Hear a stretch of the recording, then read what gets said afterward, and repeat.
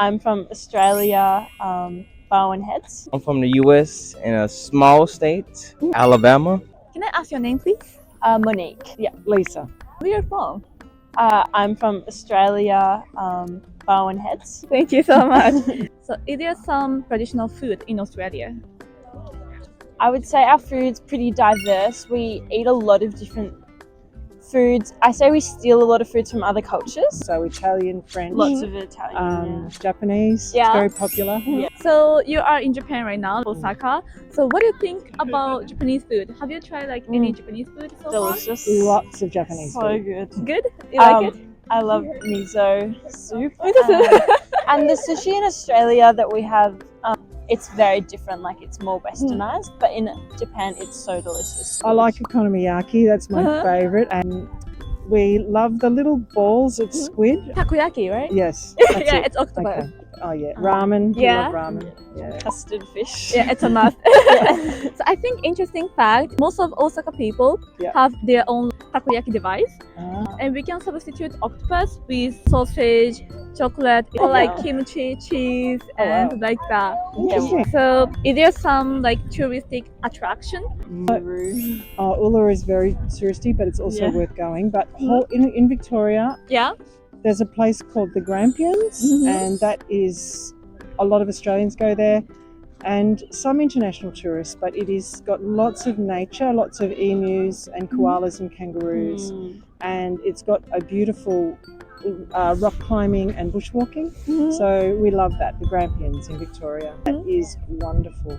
But you've probably heard of the Great Ocean Road, but it's very popular for tourists. But the surfing on the beaches there is really terrific. That's really nice. So are there any unique customs or traditions in your country, Australia, that you find interesting? Because we're from a British colony, white Australians are, and we settled where there was Indigenous Australians already. They have a very rich and diverse culture that was already there, that's been existing for 60,000 years. And then so our culture, white Australian culture, we've come and we don't have the same traditions. They've all come kind of from Britain and stuff. So we don't have I wouldn't say, there's a bit of a divide. There's rich Indigenous culture, and then there's just white Australian culture, which is basically just watered down British culture. What I would say though, just having travelled, is in Australia we're not very hierarchical. I noticed in England that they have a real class system that doesn't exist in Australia, because we're only 200 years old, so we don't have this sense of class. So if you're born and you work hard, you can go as far as, and you're educated. Education is the class system in Australia. So that's probably a difference.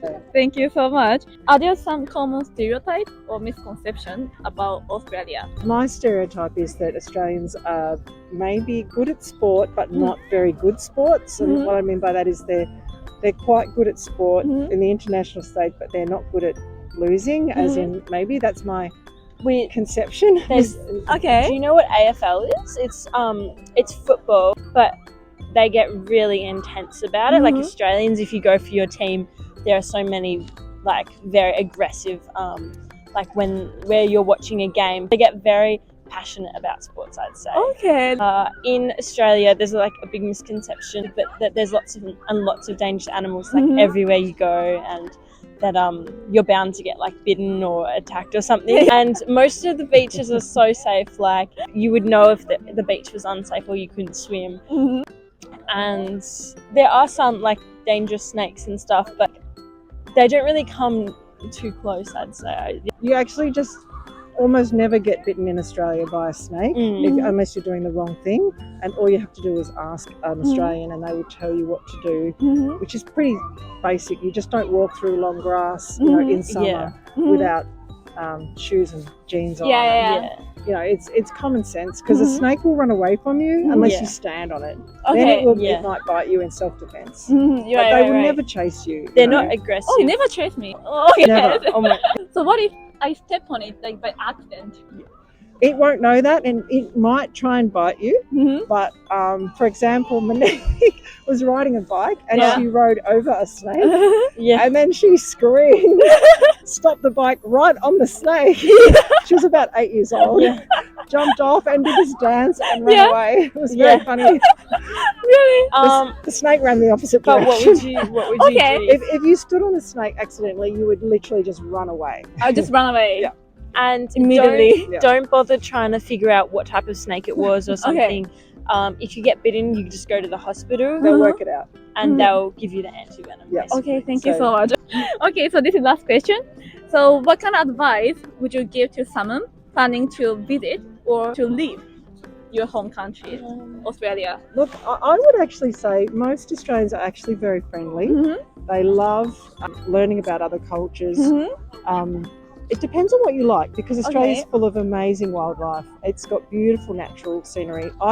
If you've got time, I would hire a car or something and drive around Australia and just experience all the wilderness. It's wonderful. And then work out where you want to live, because there's cities that are great. It's quite diverse, yeah. But the adventure to me is, and a lot of people do this, a lot of young people drive around Australia and have a great time, yeah. Yeah. So I did it in my 20s. Yeah, Okay. it's so fun. Thank So- you so much. How about you? Yeah, basically what Mum said, just don't be scared to ask an Australian for help. Most of us are normally, hopefully, pretty friendly, just to explore as much as possible, because it's beautiful if you know where to find all the places, and people should be able to tell you that. So is there like something that we should be careful with? Like, for example, etiquette wise? I would say that the Japanese culture is incredibly respectful.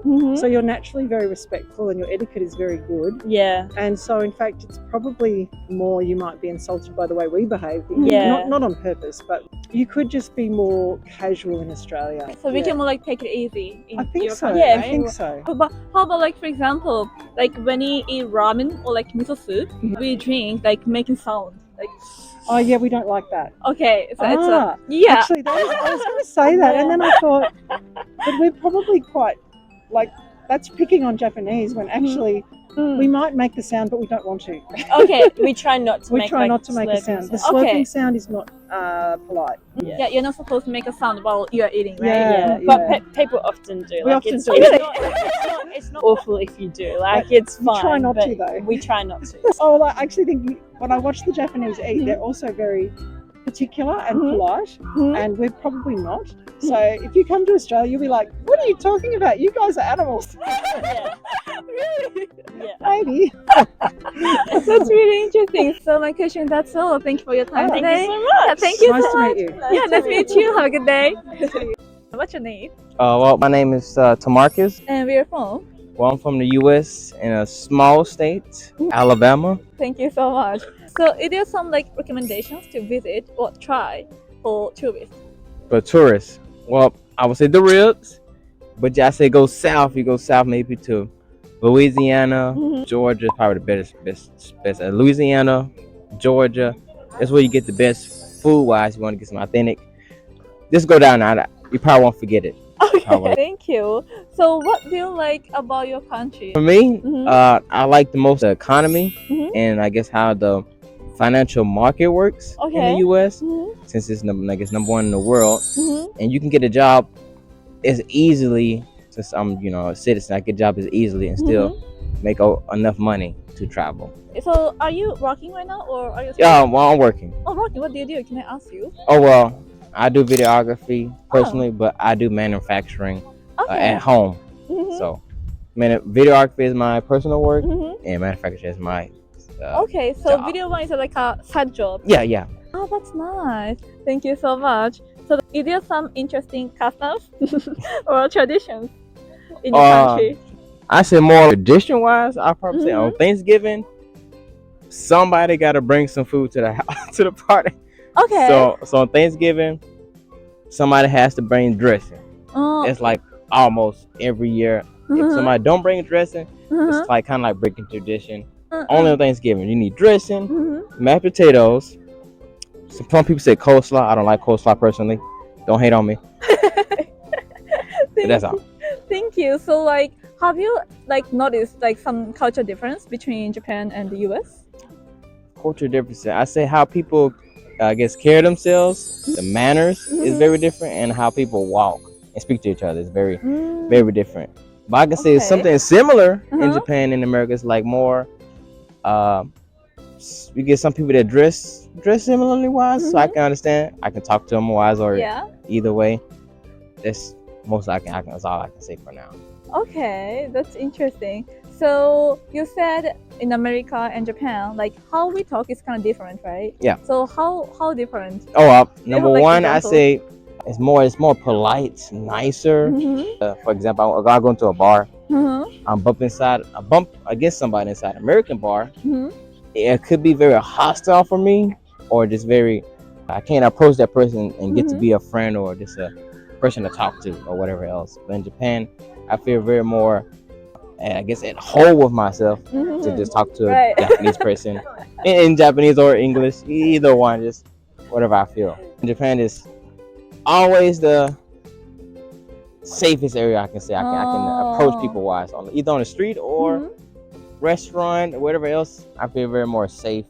But in America, I be more just have my mind. And at nighttime, depends where you at. Like I was saying, don't walk at night. Okay. And it's bear in mind where you at. So this all I gotta say. Like if you're in a good place, there can still be some bad people, but it still be good for you. But if you're in a bad place, there's a lot of bad things gonna be happening. So where's your recommendations? Which place is a good place for tourists? I just say stick to grocery stores, malls. Don't go to the side of the shop, side of the restaurant at 8 o'clock at night when traffic is high. Okay, so this is the last question. So could you give us like advice for those who wanna live in or visit your country someday? Well, number one, it's going to be expensive. It's not cheap. It's very expensive. You should save a lot of money. Save a lot. I say maybe at least. This is a recommendation, not financial advice. It's like I say $10,000 if you want to just to start out, then find a job. You should get a job if you get through your license and everything else to get your stuff ready. And number two would be housing would be kind of difficult as well because you need a job and you may need a person to be your backup if something goes wrong. Right. Whole lot of stuff in hand. Just have money when you go to saving money and everything else. That's really important. Okay, so my question, that's all. Thank you for your cooperation today. Have a good day. ありがとうございました。